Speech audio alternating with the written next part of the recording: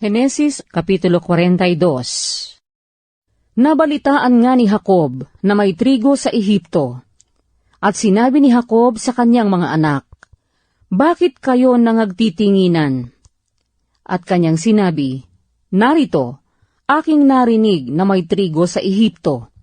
Bumaba kayo roon, at bumili kayo roon ng saganang atin, upang tayo'y mabuhay at huwag mamatay."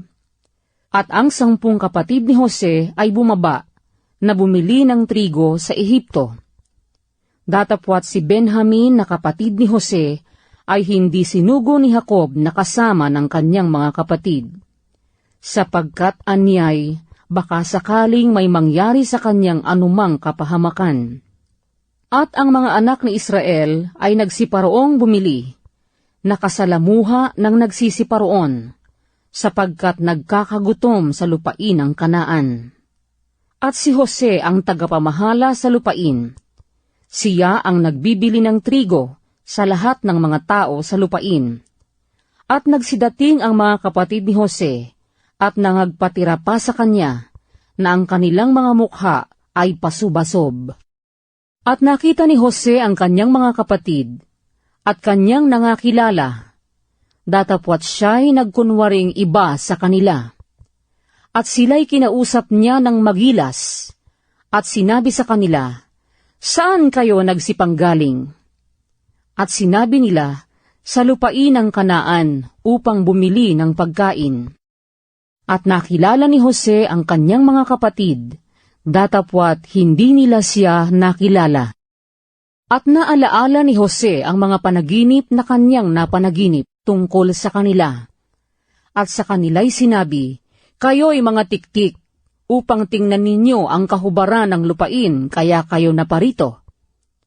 At kanilang sinabi sa kanya, "Hindi, Panginoon ko, kundi ang iyong mga lingkod ay nagsiparito upang bumili ng pagkain. Kaming lahat ay anak ng isa lamang lalaki. Kami ay mga taong tapat. Ang iyong mga lingkod ay hindi mga tiktik." At kanyang sinabi sa kanila, "Hindi, kundi upang tingnan ang kahubaran ng lupain, kaya kayo naparito." At kanilang sinabi, "Kaming iyong mga lingkod ay 12 magkakapatid, na mga anak ng isa lamang lalaki sa lupain ng Kanaan. At narito, ang bunso ay nasa aming ama ngayon, at ang isa'y wala na." At sinabi sa kanila ni Jose, "Iyan ang sinasalita ko sa inyo na aking sinasabi, kayo'y mga tiktik. Dito ko kayo susubukin. Alang-alang sa buhay ni Paraon, ay hindi kayo aalis dito, malibang pumarito ang inyong kapatid na bunso. Suguin ninyo ang isa sa inyo, na dalhin dito ang inyong kapatid, at kayo'y mga bibilanggo, upang masubok ang inyong mga salita, kung may katotohanan sa inyo. O kung hindi, alang-alang sa buhay ni Faraon, ay tunay na mga tiktik kayo."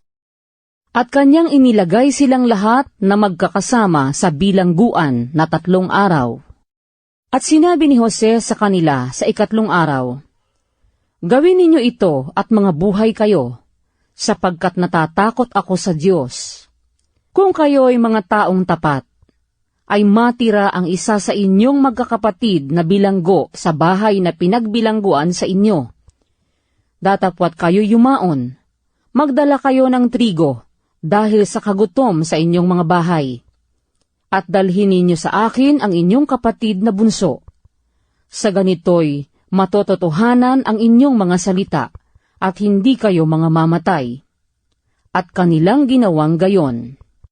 At sila'y nagsabi-sabihan, "Katotohanang tayo'y salarin tungkol sa ating kapatid, sapagkat nakita natin ang kahapisan ng kanyang kaluluwa, nang namamanhik sa atin, at hindi natin siya dininig, kaya't dumarating sa atin ang kahapisang ito." At si Ruben ay sumagot sa kanila na nagsasabi, "Di ba nagsalita ako sa inyo na aking sinasabi, huwag kayong magkasala laban sa bata, at ayaw kayong makinig? Kaya naman, narito, ang kanyang dugo ay nagsasakdal." At hindi nila nalalaman na sila'y pinakikinggan ni Jose, sapagkat may tagapagpaliwanag sa kanila. At siya'y humiwalay sa kanila at umiyak. At siya'y bumalik sa kanila, at sila'y kinausap, at kinuha sa kanila si Simeon, at siya'y tinalian sa harap ng kanilang mga mata. Nang magkagayoy, ipinag-utos ni Jose na punuin ang kanilang mga bayong ng trigo, at ibalik ang salapi ng bawat isa sa kani-kanyang bayong, at sila'y bigyan ng mababaon sa daan, at ginawa sa kanilang gayon.